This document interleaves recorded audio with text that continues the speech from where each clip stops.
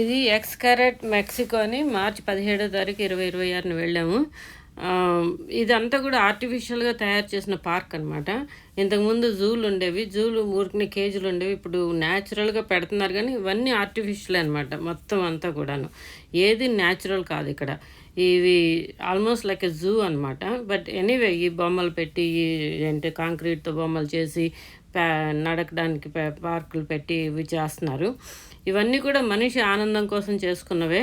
వాటిలంతట వాటిని బతకనివ్వరు.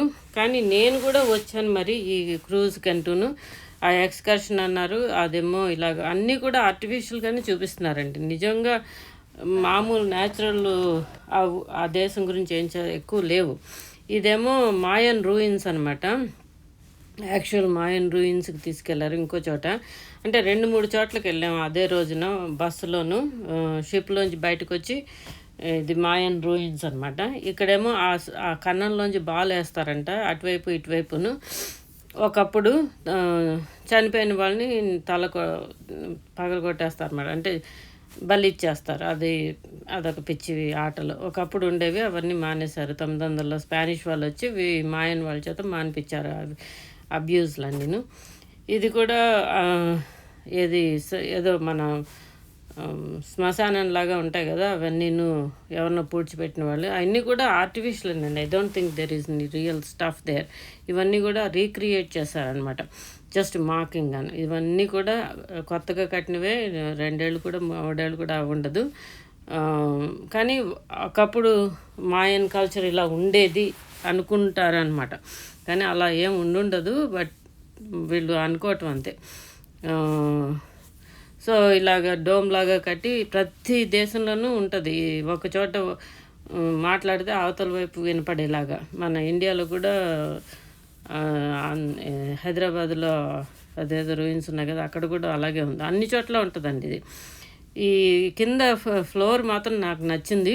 చిన్న చిన్న పెబుల్స్ తోటి ప్యాత్ డిజైన్లు బాగా పెట్టారన్నమాట. నడిచే ప్యాత్ కాంక్రీట్లో రకరకాల కలర్లో ఇవి పెట్టి పెబుల్స్ పెట్టి చేశారు. ఇదేమో పెద్ద డోమ్ అనమాట. ఈ డోమ్లో అంతా కూడా కొత్తదే.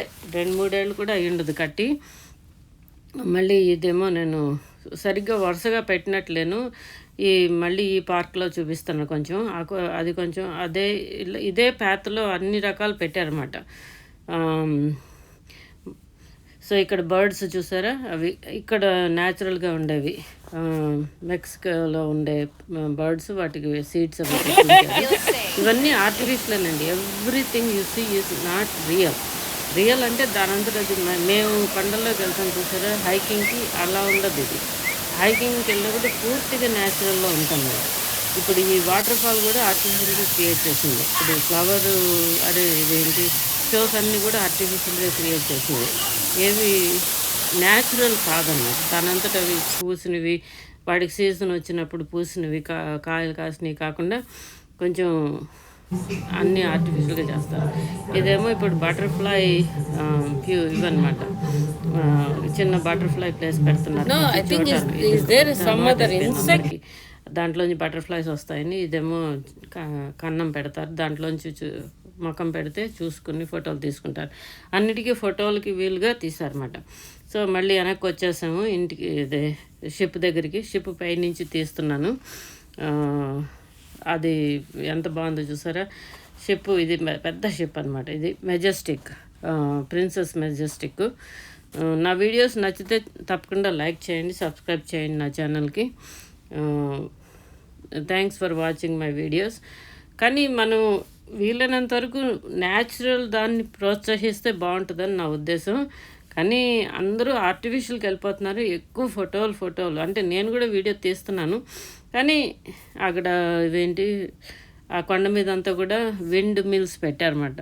విండ్ వచ్చినప్పుడు కరెంటు తీయడానికి.